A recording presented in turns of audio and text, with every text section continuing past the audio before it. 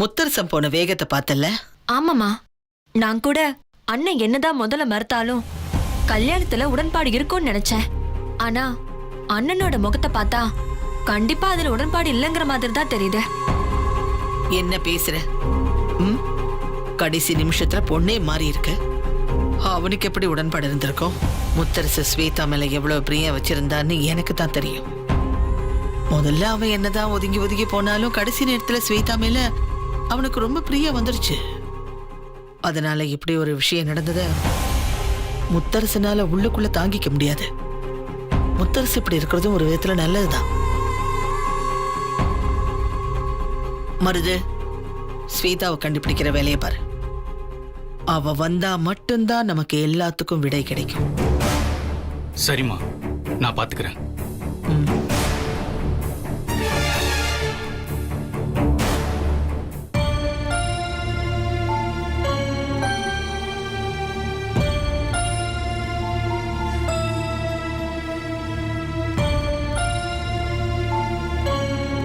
ஐயா, வைத்தியரையா.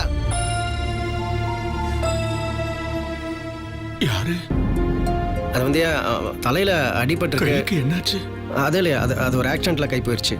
அது தலையில அடிபட்டு இருக்கையா. ஐயோ, உட்காருங்க உட்காருங்க. சிவா, ஐயா, சுடுதண்ணியை கொண்டா. வரேன்யா. காயம் லேசாதான் இருக்கு.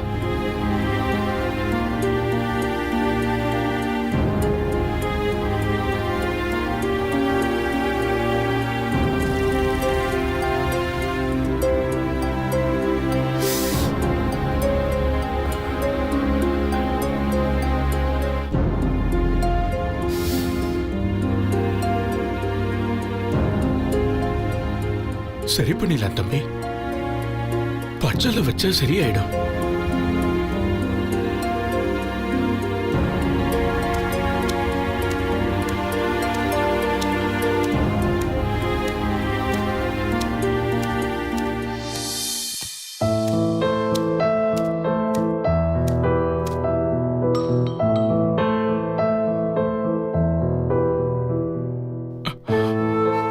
முடிய ஒதுக்குப்பா.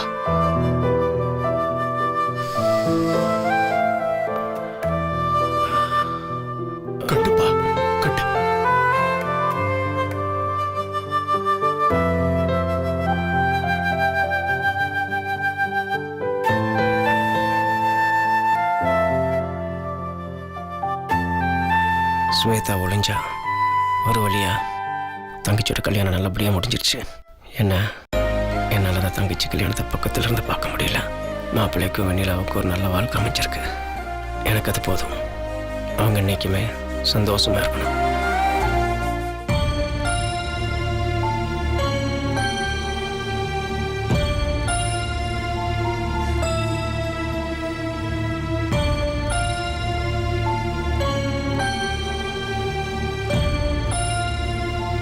முத்துமாமா, நமக்கு கல்யாணம் நல்லபடியா நடந்தா கோவிலுக்கு வந்து 100 தேங்காய் உடைக்கிறேன்னு நான் மலைக்கோவில்ல வேண்டியிருந்தேன். வேண்டுதலை நிறைவேற்றுறதுக்கு நீங்களும் என் கூட வரணும் முத்துமாமா. உன்னோட வேண்டுதலுக்காக நான் எதுக்கு வெண்ணிலா வரணும்? ஏன் முத்துமாமா வரக்கூடாது? இங்க பாரு, என்னதான் ஊரறிய உன் கழுத்துல தாலி கட்டியிருந்தாலும் வேண்டாம் விருப்பதான் சித்தி ஏத்துக்குச்சு. அவங்க வாய் திறந்து நம்மளை வாழ்த்தி இருந்தாலும் ஸ்வேதா அந்த வீட்டுக்கு மருமகளாக வரலன்ற கஷ்டம் கண்டிப்பாக அவங்க மனசில் இருக்கு.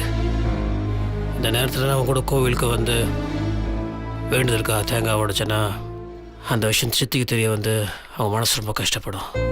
அதுக்கப்புறம் நான் என்னமோ ஆசைப்பட்டு அந்த கல்யாணத்தையே பண்ணிக்கிட்டேன்னு நினச்சிடும். வேண்டாம், இது உன்னோட வேண்டுதல் தானே, நீயே போயிட்டு வந்துரு. இல்லை முத்துமாமா.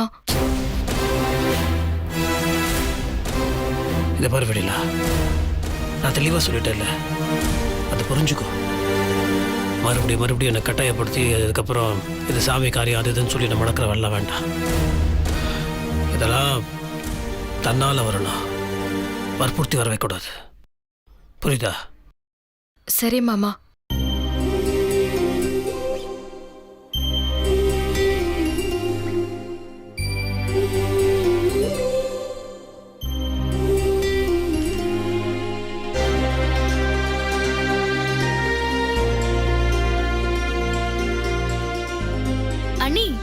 என்னாச்சு? எத்தனை மணிக்கு கோயிலுக்கு போறோம்? அண்ணன் ஓகே சொல்லிட்டாரு தானே? அண்ணி ஏன் அழறீங்க? அண்ணன் என்னதான் சொன்னாரு? முத்து மாமா வரலன்ட்டாரு. என்ன அண்ணி நீங்க வரலன்னா அப்படியே விட்டுடுறதா? நான் போய் வர வைக்கிறேன் பாருங்க. இல்ல வேண்டாம் ஜனனி, சொன்னா கேளு. அண்ணி நீங்க சும்மா இருங்க, நான் பாத்துக்கிறேன்.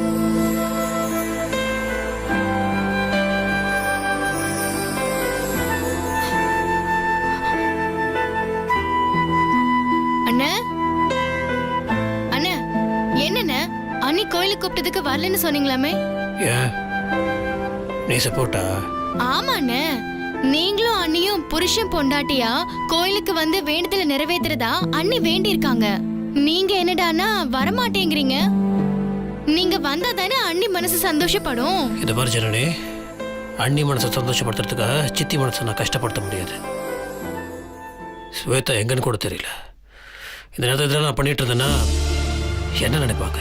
என்னன்னு சுத்தி இருக்கிறவங்க நம்ம எது பண்ணாலும் ஏதாவது சொல்றதுக்கு தயாரா தான் இருப்பாங்க. எப்ப பார்த்தாலும் 4 பேருன்னு பார்த்து நம்ம சந்தோஷங்களை ஏன் தள்ளி வைக்கணும்? அதுவும் இது வந்து பிரார்த்தனை, சாமி சம்பந்தப்பட்ட விஷயம். யாரும் எதுவும் சொல்ல மாட்டாங்க. இதுக்கெல்லாம் நீங்க இப்படி பயந்துட்டு இருந்தா நம்ம வாழவே முடியாது. முடிச்சிட்டியா? வெண்ணிலா சொன்ன அதே பதில் தான் உனக்கும். நான் என் முடிவை மாற்றிக்கிறதா இல்லை. இந்த பாரு, தேவையில்லாமல் பிரச்சனை பண்ணிட்டு இருக்காத. தயவுசெய்து போ. நானே 1008 குழப்பத்தில் இருக்கேன். அதில் நீ வேற ஜனனி, நீ சேர்ந்து படுத்ததை புரிஞ்சுக்கோ. ஓ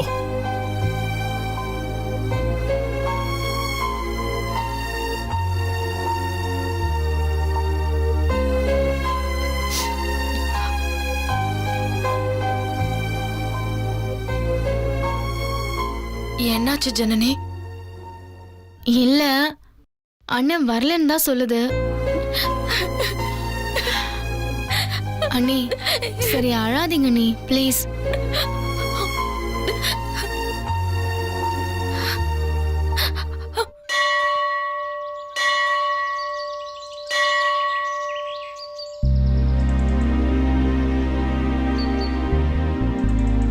என்ன வெண்ணிலா, கல்யாணம் ஆகி முதல் கோயிலுக்கு தனியா வந்திருக்க?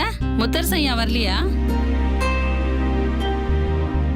இல்ல அண்ணன் கொஞ்சம் முக்கியமான வேலையா வெளியே போயிருக்காரு, அதான். சேர்ந்தே வந்திருக்கலாமே ஆத்தா.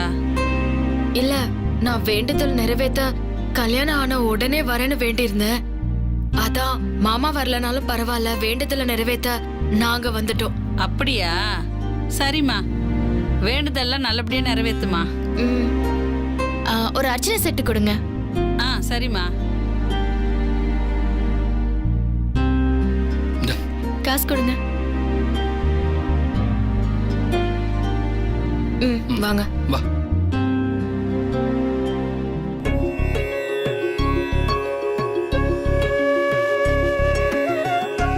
தேங்காய் கரெக்டா இருக்குல்ல? இருக்குங்க. எண்ணி வச்சிருக்கீங்களா? எண்ணி வச்சுட்டுங்க. எவ்வளோ? 100 தேங்காய்க்கு 2700ங்க. இந்தாங்க அண்ணி.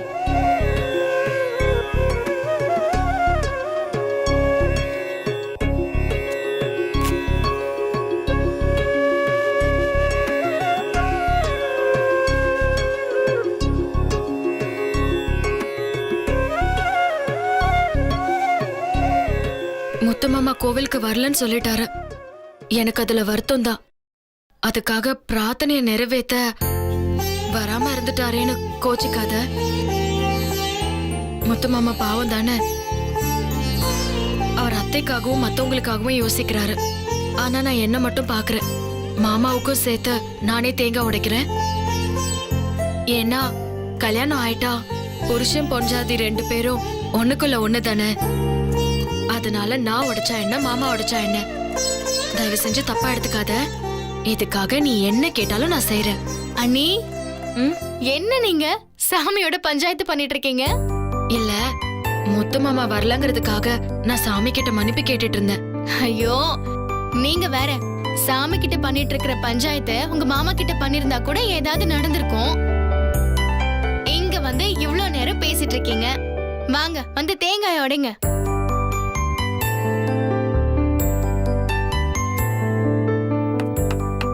இந்தாங்க, நீ சாமியை மனசுல நினைச்சிட்டு உடைங்க. பார்த்து தேங்காய் வெடிச்சிட போகுது.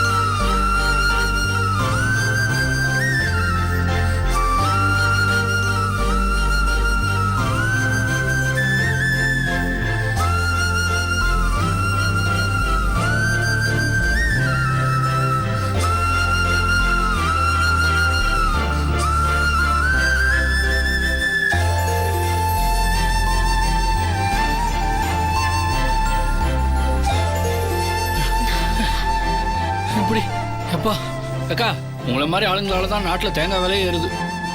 ஒரேடியா 100 தேங்காய் உடைக்கிறேன்னு வேண்டிக்கிட்டா என்னக்கா அர்த்தம்? ஐயோ கௌதம், அண்ணி 100ஓட நிறுத்திட்டாங்களேன்னு சந்தோஷப்படுங்க. பக்கத்துல ஒரு சைபர் போட்டா அப்புறம் நம்ம கதி என்ன வருது? ஐயோ அவ்வளவுதான். விளையாடுது நீங்க சொன்னீங்கன்னா ஒண்ணு பண்ணுங்க, உடைக்கிற தேங்காய் எல்லாத்தையும் அதே சாக்குல வீட்டுக்கு எடுத்துட்டு வாங்க, சட்னி பண்ணி சாப்பிடலாம். Super idea.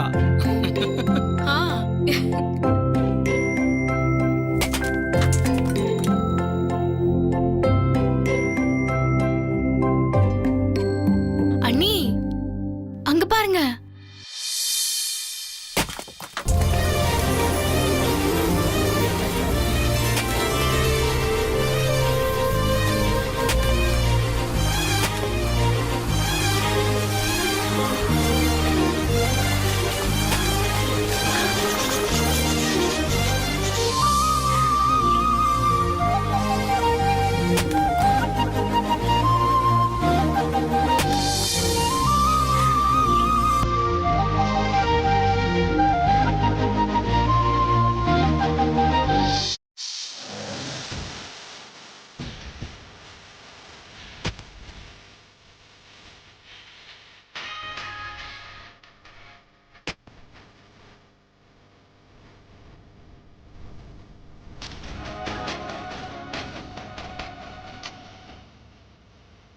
கௌதம், அங்க பாருங்க, அண்ணனை பார்த்தோன்னே அண்ணி எப்படி ஓடுறாங்கன்னு.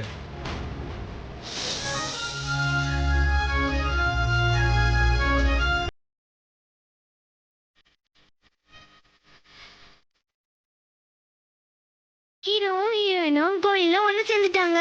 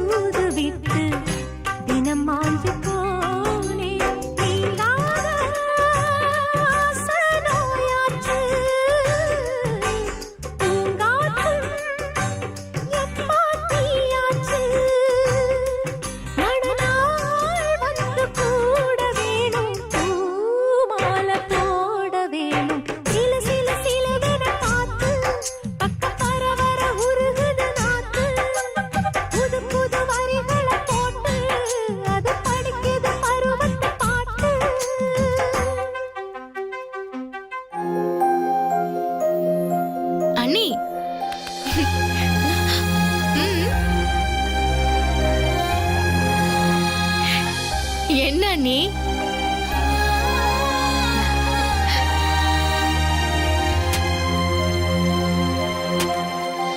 மாமா, நான் நீ வரமாட்டேன்னு சாமியெல்லாம் சமாதானப்படுத்திட்டு வந்தேன். ஆனா என்ன நீ சமாதானப்படுத்த வருவேன்னு சத்தியமா நான் எதிர்பார்க்கவே இல்லை. ரொம்ப தேங்க்ஸ் மாமா.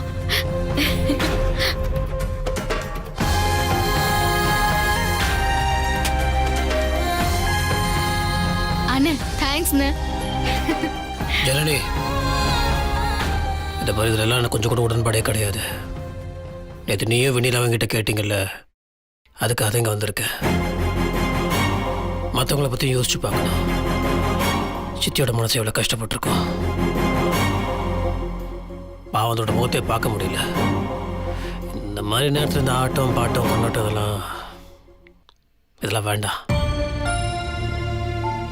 இதை பாரு, வெண்ணிலாவோட மனசு பொக்குன்னு போயிடக்கூடாதுன்றதுக்காக தான் நான் இப்போ கோயிலுக்கு வந்தேன். மறுபடியும் இந்த மாதிரி ஒரு சூழ்நிலை தயவு செய்து யாரும் என்ன கொண்டு வந்து விட்டுறாதீங்க, புரிஞ்சுக்கோங்க. புரியுதுண்ணே, ஆனா உங்களுக்கு கல்யாணம் பண்ணிக்கிறது அண்ணியோட பெரிய கனவுண்ணே. அவங்க கனவு கண்ட சில விஷயங்களை நீங்க நிறைவேற்றி கொடுக்கணும் தானே. நான் அந்த சூழ்நிலையில் இல்லை, தயவுசெய்து புரிஞ்சுக்கோ.